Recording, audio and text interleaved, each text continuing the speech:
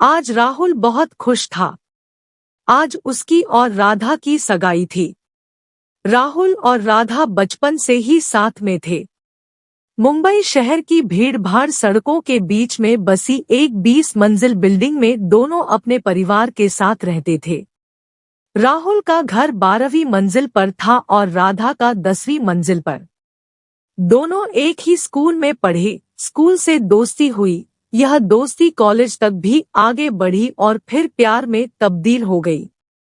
दोनों के परिवार में भी काफी मेलजोल था। दरअसल दोनों के परिवार उत्तर प्रदेश से ही थे और एक ही जाति के थे, इसलिए दोनों के परिवार ने भी उनके रिश्ते को मंजूरी दे दी थी। हालांकि दोनों के स्वभाव में जमीन आसमान का फर्क था। राहुल एक शांत और सुलझा हुआ लड़का था। उसे दोस्त बनाने में काफी समय लगता था।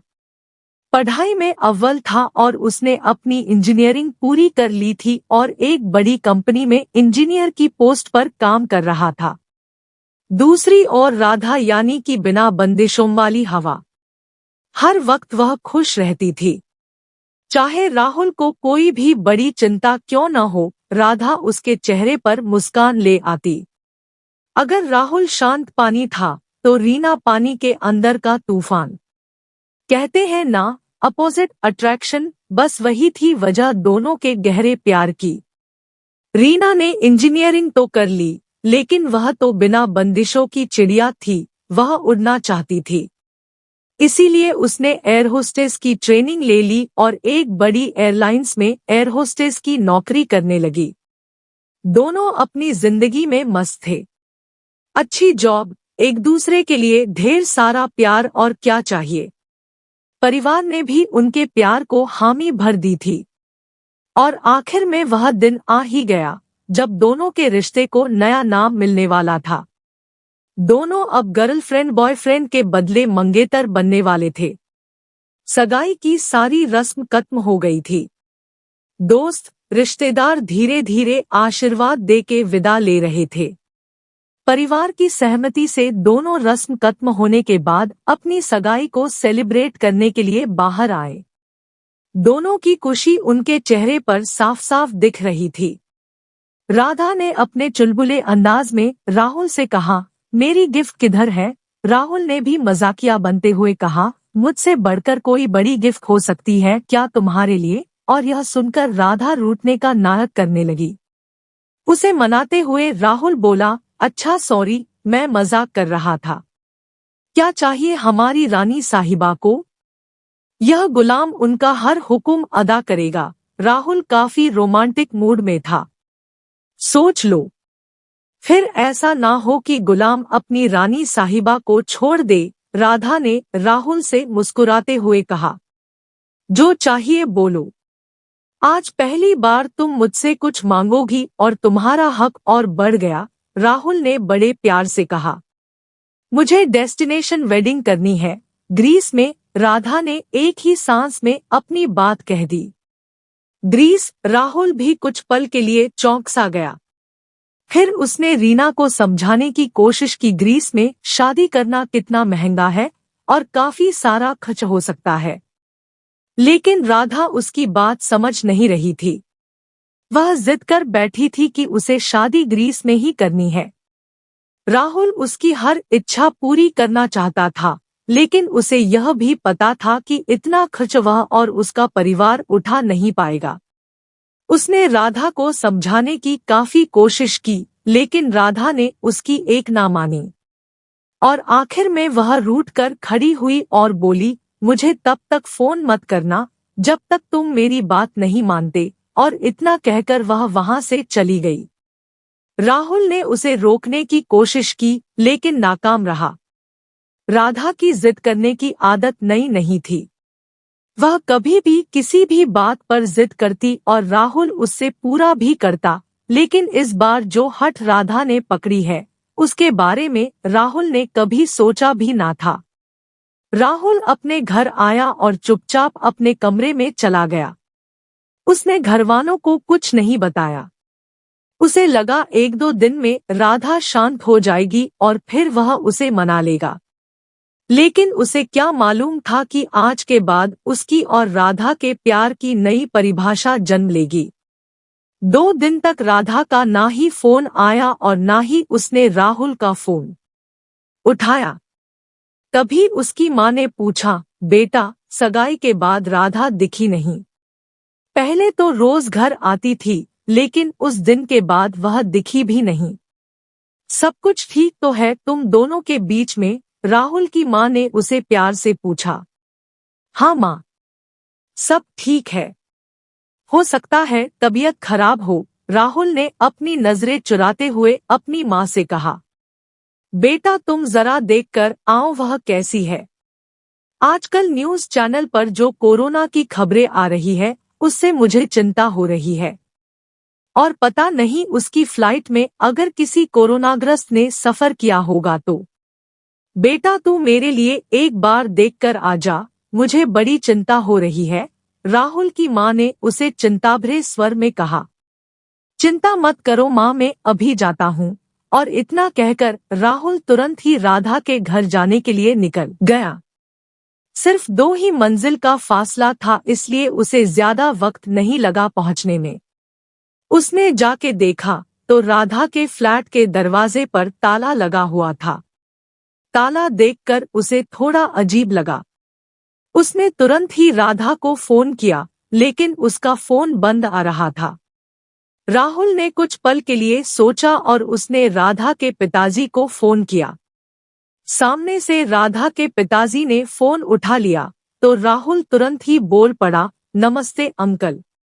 मैं राधा को फोन लगा रहा था, लेकिन उसका फोन बंद आ रहा है। और यहाँ आकर देखा तो घर के दरवाजे पर ताला लगा हुआ है। सामने से राधा के पिताजी ने बड़े आराम से जवाब देते हुए कहा, बेटा हम लोग दिल्ली आए हैं। राधा की दादी सगाई में नहीं आ पाई था ना, तो उनका आशीर्वाद लेने के लिए आए हैं। प्लान कल रात को ही बना और सुबह की फ्लाइट से हम यहाँ आए हैं। शायद राधा के फोन की बैटरी डिस्चार्ज हो गई होगी, मैं उसे कहता हूँ तुम्हें फोन करे। ओके बेटा। और कुछ? राहुल कुछ बोलने जा रहा था, तभी राधा के पिताजी ने कहा, और हाँ अपनी माँ पिताजी को मेरा एक मैसेज देना बेटा। उनको कहना हम दिल्ली आए हैं राधा की दादी का आशीर्वाद लेने। हम लोग 4-5 दिन में आ जाएंगे। आने के बाद हम शादी की तैयारी के बारे में बात करेंगे। ओके बेटा, जय भैरव। इतना बोलते ही उन्होंने फोन रख दिया। राहुल ने भी अपनी ओर से धैर्य से उनकी बात को सुना। फोन कट होने के बाद वह सोचने लगा कि इतना गुस्सा कि राधा ने एक बार भी नहीं बताया कि वह दिल्ली जा रही है। वह समझ गया कि इस बार आसान नहीं होगा राधा को मनाना। वह वापस अपने घर गया और अपनी माँ को राधा के पिताजी का मैसेज दिया। शाम को राहुल परिवार के साथ चाय नाश्ता कर रहा था और टेलीविजन पर देश के प्रधानमंत्री देश को संबोधित कर रहे थे। पूरा परिवार उनकी बात को ध्यान से सुन रहा था। हालांकि राहुल का ध्यान अपने मोबाइल की तरफ था। वह हर कुछ पल के बाद मोबाइल को देखता कि शायद राधा ने कोई फोन या मैसेज किया हो, लेकिन हर बार उसे निराश ही हाथ लगती। तभी प्रधानमंत्री जी ने घोषणा की कि कोरोना महामारी को काबू करने के लिए और उससे लड़ने के लिए आज रात से देश भर में लॉकडाउन होने जा रहा है। कोई भी ट्रेन, बस और फ्लाइट्स के द्वारा सफर नहीं कर पाएंगे। घोषणा सुनते ही राहुल की मानो पैरों तले जमीन ही खिसक गई। राहुल तुरंत ही उठकर अपने कमरे में चला गया और दरवाजा बंद कर दिया। उसने राधा को ना जाने कितनी बार फोन किया, लेकिन राधा हर बार फोन कट कर देती। और आखिर में राहुल थक गया और अपने बिस्तर पर सिर पकड़कर बैठ गया। वह राधा के लिए चिंतित हो गया। तभी उसके फोन का मैसेज टोन बजा। राहुल ने देखा तो राधा का मैसेज था। राधा का मैसेज देखते ही राहुल की खुशी का ठिकाना ना रहा, लेकिन यह खुशी ज्यादा देर तक नहीं थी। मैसेज में राधा ने साफ साफ लिखा था कि वह अपनी बात पर कायम है और राहुल उससे बार बार मैसेज और कॉल करके परेशान ना करे। अगर राहुल उसकी बात पूरी नहीं कर सकता तो वह यह सगाई तोड़ देगी। राधा का मैसेज पढ़ते ही राहुल को जैसे झटका लगा और वह मायूसा हो गया। वह राधा को अच्छी तरह से जानता था और उसे मालूम था कि राधा ने जो ठान ली वह करके ही मानेगी। राहुल थोड़ा रोने जैसा हो गया और अपने कमरे के अकेलेपन का फायदा उठाते हुए अपने आंसू को बहने से रोका नहीं। लॉकडाउन में दिन गुजरने लगे। राहुल अपने दुख को छुपाकर चेहरे पर झूठी हंसी लेकर सबसे सामने आता और ज्यादातर वह अपने कमरे में ही रहता। न्यूज़ चैनल पर कोरोना की खबरें और बढ़ते हुए मरीजों की संख्या उसके मन में राधा के लिए चिंता और पैदा कर देती, लेकिन वह समझ नहीं पा रहा था कि क्या करे। हर पल उसे मन करता कि राधा को फोन या मैसेज करे, लेकिन अपने आप को रोक लेता। उसे डर था कि कहीं उसकी यह हरकत की वजह से राधा सगाई तोड़ ना दे। हालांकि राहुल के माता-पिता और राधा के माता-पिता के बीच हर 3-4 दिन में बात होती रहती और उससे राहुल को मालूम पड़ता कि राधा कुशल से है। राहुल की मां को धीरे धीरे राहुल के दुख का अंदाजा होने लगा था। वह देख रही थी कि उसके बेटे को कोई बात खाई जा रही है।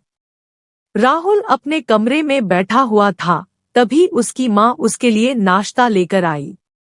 अपनी मां को देखकर राहुल थोड़ा चौंक गया और बोला, अरे मां, तुमने क्यों तकलीफ की, मुझे बुला लेती। राहुल की मां ने उसकी आंखों में देखा तो राहुल ने अपनी नजरें चुराने की कोशिश की।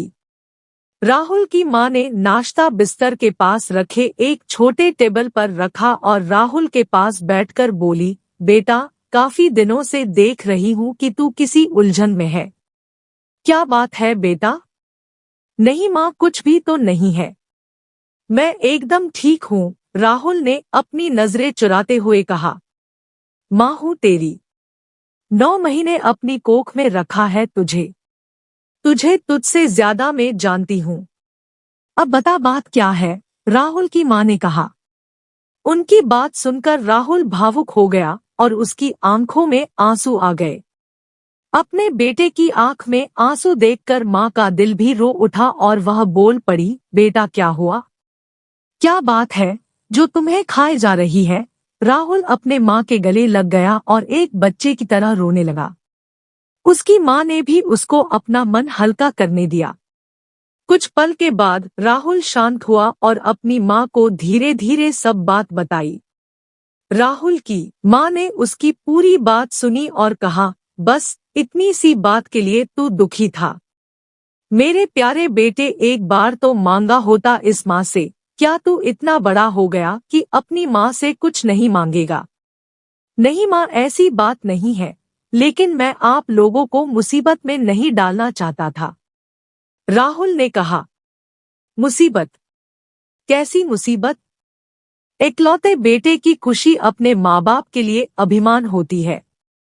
राधा मेरी होने वाली बहू है और उसका पूरा अधिकार है अपने होने वाले पति से कुछ मांगने का, और आखिरकार शादी एक ही बार होती है बेटे, तो वह यादगार तो होनी ही चाहिए। राहुल की मां की आंखों में एक चमक थी। लेकिन मां राधा की मांग है ग्रीस में शादी करना, और कितना खर्चा होगा, आना जाना, रहना, सब कुछ। मां, हम इतना नहीं अफोर्ड कर सकते। कौन कहता है कि हम अफोर्ड नहीं कर सकते? और राहुल के पिताजी कमरे में दाखिल हुए। पिताजी आप? राहुल के मुंह से अनायास निकल गया। हाँ बेटा, मेरी 3 करोड़ की म्यूचुअल फंड मैच्योर हो रही है अगले महीने, और तुम्हारे गुप्ता अंकल का वहाँ अपना होटल है जो हमें किफायती दाम में मिल जाएगा, तो अब प्रॉब्लम क्या है? और वैसे भी जो भी होगा लॉकडाउन के बाद ही होगा, तब तक थोड़ा और ब्याज कमा लेंगे। अपने पापा की बात सुनते ही राहुल की चेहरे की खुशी लौट आई और खुशी के मारे रोते हुए अपने माता पिता के गले लग गया। वे भी उसे प्यार से सहलाने लगे। मैं अभी राधा को यह खुशखबरी देता हूँ। हाँ बेटा, जल्दी दे दो खुशखबरी। मालूम पड़ा तुमको यहाँ रखकर राधा अकेली ही ग्रीस चली गई, राहुल के पापा ने उसका मजाक उड़ाते हुए कहा। आप भी ना, मेरे बेटे को परेशान मत करो। जा बेटा जल्दी से मेरी बहू को फोन लगा, राहुल की मां ने कहा। राहुल ने तुरंत ही बिना समय गंवाए अपने मोबाइल से राधा का नंबर लगाया, लेकिन उसका फोन बंद आ रहा था। उसने अपने माता पिता को राधा के माता पिता को फोन करने के लिए कहा। उन्होंने भी कोशिश की लेकिन नाकाम रहे। राधा के माता पिता का भी फोन नहीं लग रहा था। राहुल ने उसके दादी के नंबर पर फोन करने के लिए कहा, लेकिन उसके माता पिता के पास राधा की दादी का नंबर नहीं था। राहुल वापस मायूस हो गया। उसने मन ही मन यह सोच लिया कि राधा ने अपने माता पिता को बोल के सगाई तोड़ने का फैसला लिया होगा, इसीलिए उन लोगों ने अपने नंबर बंद कर दिए हैं। राहुल के माता पिता ने उसे समझाने की कोशिश की, लेकिन वे असफल रहे। एक एक दिन गुजर रहे थे और राहुल मायूसी के अंधेरे में उतर रहा था। उसके माता पिता से उसकी यह हालत देखी नहीं जा रही थी और वह किसी तरह से राधा और उसके परिवार से कांटेक्ट करने की कोशिश कर रहे थे, लेकिन हर बार वे लोग असफल होते। एक तरफ देश कोरोना महामारी और लॉकडाउन का सामना कर रहा था और एक तरफ राहुल की जिंदगी भी लॉकडाउन की तरह सिमट रही थी। ना खाने का ध्यान, ना पीने का ध्यान और मुस्कुराना तो जैसे वह भूल ही गया था। दिन भर अपने कमरे में ही रहता और दिन भर राधा की यादों में और उसके साथ बिताए हुए खुशीभरे लम्हों को याद करता। उसके माता पिता उसे समझाने की कोशिश करते, लेकिन असफल रहते। एक दिन राहुल अपने बिस्तर पर सो रहा था और तभी मोबाइल फोन की रिंग बजी। राहुल ने बिना देखे ही फोन कट कर दिया। कुछ पल के बाद वापस फोन की रिंग बजी। इस बार राहुल ने नींद भरी आंखों से फोन की स्क्रीन पर देखा तो उसकी नींद ही उड़ गई। राधा के नंबर से वीडियो कॉल आ रहा था। राहुल तुरंत ही नींद से उठकर बैठ गया और फोन रिसीव किया। उसकी खुशी का ठिकाना नहीं था, क्योंकि सामने वीडियो कॉल पर राधा खुद थी। राधा की आंखें भी नम थी। Rahul, I love you, Radha ने कहा और रोने लगी। I love you too. कहाँ हो? आई मिस्ड यू, राहुल ने भी खुशी के मारे कहा। फिर राधा ने अपने आप को शांत करते हुए कहा, मैं 2 दिन में आ रही हूँ, आकर सारी बात बताती हूँ। तब तक अपना ख्याल रखना एंड आई लव यू। और राधा ने फोन कट कर दिया। राहुल की खुशी का ठिकाना नहीं था। वह दौड़ते हुए अपने कमरे के बाहर गया और अपने माता पिता को सारी बात बताई। वे लोग भी राहुल की बात सुनकर खुश हुए और अपने बेटे के चेहरे पर लौटी हुई मुस्कान को देखकर मन ही मन भगवान का धन्यवाद करने लगे। राहुल की खुशी इस वक्त आसमान की ऊंचाई को छू रही थी और क्यों ना हो, आखिरकार उसके प्यार के लॉकडाउन का अनलॉक हो रहा था। राहुल अब इस 2 दिन के गुजरने की राह देख रहा था, लेकिन एक एक पल उसके लिए सदियों जैसे थे। जैसे तैसे करके 2 दिन बीत गए। तीसरे दिन की सुबह को बिल्डिंग में एक एम्बुलेंस आई। उसमें से राधा और उसका परिवार निकला। राहुल अपनी बालकनी में से यह सब देख रहा था। एम्बुलेंस में से एक और आदमी निकला जिसने पूरे शरीर को ढक रखा था। मुंह में मास्क और हाथों में ग्लव्स थे। आंखों पर भी प्लास्टिक के बड़े चश्मे चढ़ा रखे थे। उसने राधा और उसके परिवार को कुछ कागज दिए और फिर वापस एम्बुलेंस में बैठ गया। एम्बुलेंस वापस चली गई और राधा अपने परिवार के साथ बिल्डिंग में दाखिल हुई। राहुल तुरंत ही भागा। जल्दबाजी में उसने चप्पल भी नहीं पहने थे। राधा और उसके परिवार के पहले वह पहुंच गया और राधा के फ्लैट के बाहर खड़ा होकर लिफ्ट की तरफ देखने लगा। लिफ्ट धीरे धीरे नीचे से ऊपर आ रही थी। 5, 6, 7 जैसे जैसे लिफ्ट ऊपर आ रही थी, राहुल के दिल की धड़कन भी तेज हो रही थी। 10 मंजिल पर आते ही राधा लिफ्ट के बाहर आई और उसकी नजर सामने खड़े राहुल पर पड़ी। वह तुरंत ही भागकर राहुल के गले लग गई और एक बच्चे की तरह रोने लगी। राहुल की आंखों में भी आंसू थे और वह उससे प्यार से सहला रहा था। लिफ्ट के बाहर खड़े राधा के माता पिता और सीढ़ियों पर खड़े राहुल के माता पिता भी भावुक हो गए और उनकी आंखें भी नम हो गई थी। राधा अभी भी राहुल से लिपटकर रो रही थी। राहुल के माता पिता ने राधा और उसके परिवार को अपने घर पर आने के लिए कहा और वहां शांति से बैठ के बात करने के लिए कहा।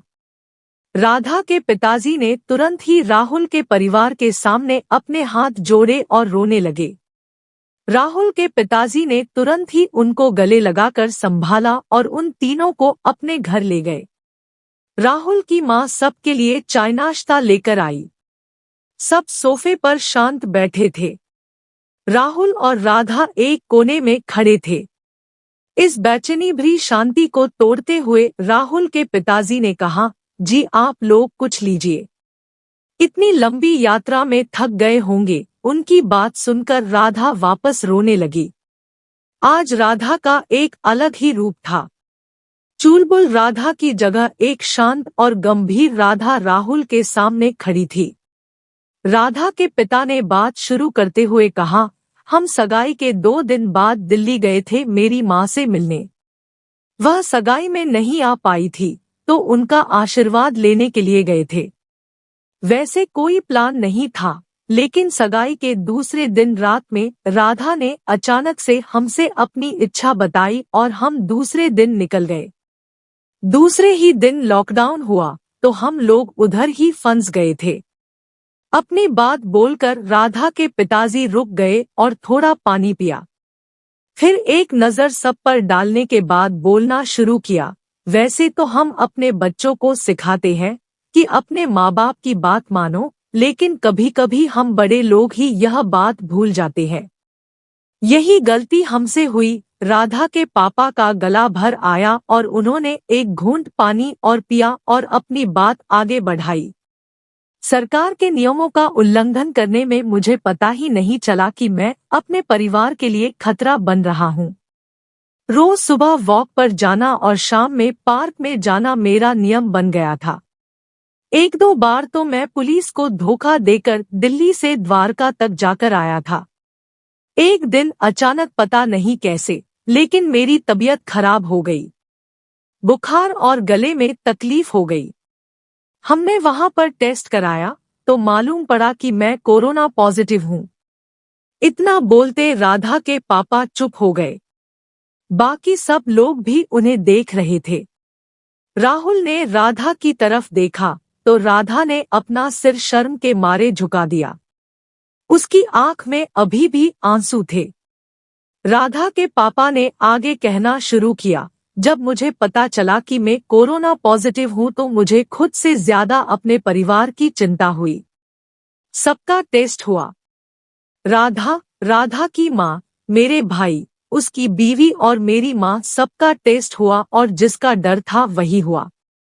मेरी वजह से मेरा सारा परिवार इस महामारी का शिकार हो चुका था। हम लोगों को हॉस्पिटल ले जाया गया और 3 हफ्ते हम लोगों का लगातार इलाज हो रहा था। राधा के पापा का गला भर आया और उनकी आंखों में आंसू आ गए। राहुल के पापा ने तुरंत ही उनके कंधे पर हाथ रखते हुए उनकी हिम्मत बंधाई। उन्होंने अपनी बात आगे बढ़ाते हुए कहा, हम लोग तो इस महामारी को हराने में सफल रहे, लेकिन मेरी माँ उसे नहीं हरा पाई। हमें उनके आखिरी दर्शन भी नहीं करने को मिले। और इतना कहकर वह रोने लगे। सबकी आंखें नम थी और सबके आंखों में आंसू थे। राहुल के माता पिता राधा के माता पिता को दिलासा दे रहे थे। कुछ देर बाद राधा के पापा ने कहा, मेरे एक रिश्तेदार की मदद से हम हॉस्पिटल से निकलकर सीधा मुंबई के लिए एम्बुलेंस में रवाना हुए। हमने तो कोरोना को हराया, लेकिन मेरी माँ। और इतना बोलते वह वापस रोने लगे। माहौल काफी गमगीन था। सबकी आंखों में आंसू थे। तभी राधा ने राहुल का हाथ पकड़ा और कहा, क्या तुम मुझे माफ करोगे? राधा की आंखें नम थी। राहुल कुछ बोले उसके पहले ही राधा ने कहा, इस 21 दिन जो हॉस्पिटल में बिताए, तब मुझे एहसास हुआ कि मैं अपनी जिद की वजह से क्या खो रही थी। तुम्हें याद है बचपन में अगर मुझे जरा सी खरोंच भी आती तो तुम मेरा कितना ख्याल रखते। पढ़ाई के बहाने बार बार मेरी खबर लेने आते। हम बड़े हुए लेकिन तुमने अपने प्यार को कभी कम नहीं होने दिया। हर पल मैंने तुम्हारे साथ बिताए हुए हर पल को वापस जिया इस 21 दिनों में, और तब जाकर मालूम हुआ कि मेरा असली डेस्टिनेशन ग्रीस नहीं, तुम्हारा दिल है। आज सही मायने में प्यार की असली परिभाषा समझ में आई। अपनों का साथ ही असली प्यार है। अगर आज मैं वापस आई हूँ तो सिर्फ और सिर्फ तुम्हारे प्यार की वजह से। राधा की आंखों में आंसू थे। राधा ने अपने आंसू को पोंछा और आगे अपनी बात बढ़ाते हुए बोली, मैं तो अपनी जिद में भूल ही गई थी कि मैं अपने इस प्यारे से रिश्ते के साथ खेल रही हूँ। मैंने तुम्हारा और तुम्हारे प्यार का अपमान किया है। शायद आज मेरी ही जिद की वजह से दादी हमारे बीच नहीं है, क्योंकि मैंने ही पापा को गुस्से में आकर वहां जाने के लिए कहा था। आज तुम्हारी राधा अपनी ही नजरों में गिर गई है। राहुल अपनी बात पूरी करते करते राधा रोने लगी। नहीं, राधा, खुद को दोष देने से जो हुआ वह बदला तो नहीं जा सकता। माना कि तुमने जिद की, लेकिन क्या इसी वजह से तुम गलत हो गई? तुम अपने होने वाले पति से नहीं मांगोगी तो किसे कहोगी? और वैसे भी तुम्हारे दूर जाने के बाद मुझे भी पता चला है कि मेरे जीवन में तुम्हारा कितना महत्व है। हम कुछ दिन दूर जरूर थे, लेकिन इसी दूरी ने हमारे बीच की नजदीकी को और बढ़ा दिया है। आई लव यू राधा। राहुल ने भी अपने दिल की बात बोल दी। राहुल की बात सुनकर राधा रोते रोते राहुल के गले लग गई और राहुल ने तुरंत ही राधा को गले लगा लिया और दोनों की आंखों में से आंसुओं की धारा बहने लगी। उन दोनों के माता पिता भी दोनों को मन ही मन आशीर्वाद दे रहे थे। देश का लॉकडाउन तो जारी था, लेकिन राहुल और राधा के प्यार की नई परिभाषा अनलॉक हो गई थी।